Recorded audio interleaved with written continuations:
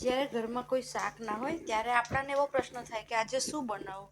શાક લેવા જાય એવું કોઈ હોય ના, તો હું એક ઘરગથ્થુ શાકની રેસીપી લઈને આવી છું. અમે એ શાકને ડબકાવળીનું શાક કહીએ છીએ. અમારે ત્યાં ડબકાવળીના શાક બે રીતથી બને છે. એકનો વિડીયો મેં પહેલાં મૂક્યો હતો, જે આપણે ભજીયા પાડીએ ને એ રીતનું પાડીએ, અને આજે હું જારાથી બનાવીશ. ચાલો હું તમને તેની રીત બતાવી દઉં.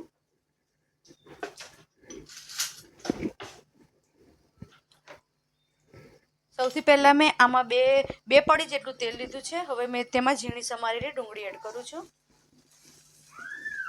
આમાં રઈ જીરું એ બધું નાખવાની કોઈ જરૂર નથી. આ એમ જ સિમ્પલ રીતે જ બની જાય છે.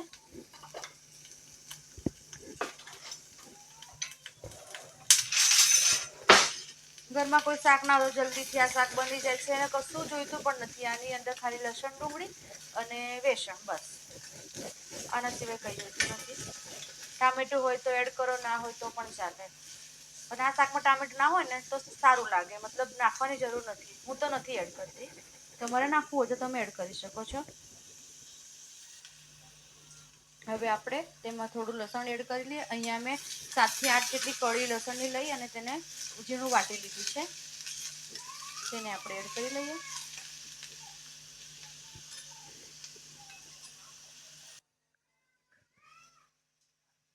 અહીં હું થોડી હિંગ એડ કરું છું.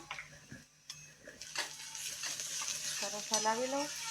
હવે આપણી ડુંગળી થોડી સતરાઈ ગઈ છે. હવે આપણે તેમાં મસાલા કરી લઈએ.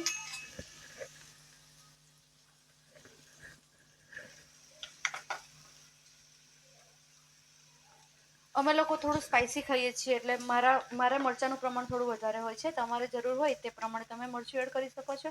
અહીં મેં 1.5 ચમચી જેટલું મરચું લીધું છે. અડધી ચમચી હળદર લીધી છે. 1 ચમચી ધાણા જીરું પાવડર અને અડધી ચમચી ગરમ મસાલો. બસ આટલા સિમ્પલ સોબર આટલા જ મસાલાની જરૂર છે. આનાથી વધારે કંઈ નાખવાની જરૂર નથી. અને ઝીણા સમારેલા લીલા મરચાં લીધા છે. 1 નંગ જ મરચું લીધું છે મેં, કારણ કે લાલ મરચું મેં વધારે એડ કર્યું છે એટલે. મસાલો દાજી ના જાય તેના માટે થોડું પાણી એડ કરું છું. બસ હવે આપણે થોડીક વાર એને ચડવા દઈએ. મસાલો સરસ શેકાઈ ગયો છે. હવે આપણે તેમાં પાણી એડ કરી લઈએ. અહીં જરૂર મુજબ પાણી એડ કરવાનું છે. તમે 2 જણ માટે બનાવો છો, 3 જણ માટે બનાવો છો. હવે આ શાકનું પાણી ઉકળે ત્યાં સુધી આપણે આગળની પ્રોસેસ કરીએ. અહીં મેં એક મોટી વાટકી ભરીને બેસન લીધું છે. હવે તેની અંદર મસાલો કરી લઈએ. તેની અંદર મરચું, થોડીક હળદર, થોડુંક ધાણા જીરું, થોડો ગરમ મસાલો અને જરૂર પ્રમાણે મીઠું એડ કરવાનું છે.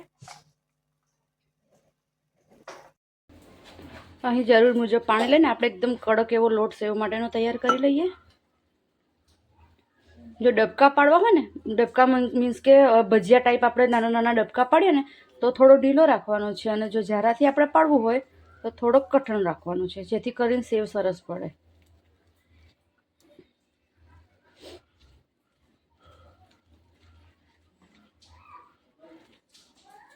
જો આવો કઠણ હોય ને, આનાથી કાઠો રાખશો તો પણ ચાલશે. મને આટલો ફાવે એટલે હું આવો રાખી શકું છું.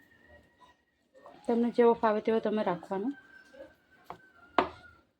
ચલો હવે આપણું પાણી પણ ઉકળી ગયું છે શાકનું, તો આપણે સેવો પાડી દઈએ.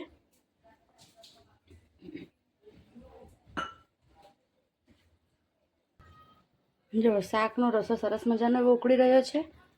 હવે આપણે તેને સેવ પાડી લઈએ. જો આવી રીતે કરવાનું છે. આમ ભાર દઈને સેવ પડે થોડીક લાંબી પડે.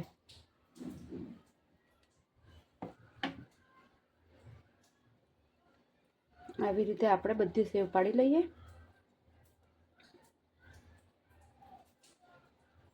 જો જેવી રીતે સેવ પાડશો તેવી તરત ઉપર તરી જશે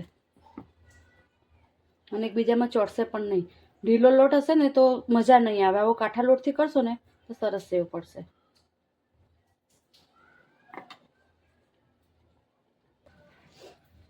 જો સેવ સરસ પડી ગઈ છે. હવે આપણે જ્યાં ચોટેલું હોય વેસણ, એ અને આ વધેલું જે વેસણ છે ને તેને ધોઈ લેવાનું છે અને ધોઈને આ પાણી શાકની અંદર એડ કરવાનું છે. જો આવી રીતે સરસ ધોઈ અને પાણી અંદર એડ કરી લેવાનું છે.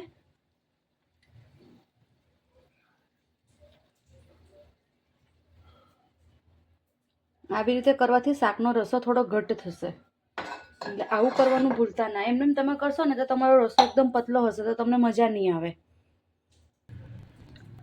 જો શાક કેવું સરસ મજાનું ઉકળી રહ્યું છે ને દેખો એનો રસો પણ કેવો ઘટ્ટ થયો છે થોડો. આપણે આવી રીતે ધોઈને નાખશું ને તો જ આ રસો ઘટ્ટ થશે, બાકી નહીં થાય. અને જો તમારે આ સેવ પાડતા બેસન ના બચે તો થોડું એક્સ્ટ્રા લઈને આપણે ઓગાળીને આની અંદર એડ કરી દેવાનું, પણ બેસન તો એડ કરવાનું જ છે. આ શાક મારા હસબન્ડનું ફેવરેટ છે. એમને કશું બી ક્યારેક હોય ને કે શું બનાવું તો કહેશે કે ડબકાવળીનું શાક બનાવી દે. એમને બહુ જ ભાવે છે આ શાક.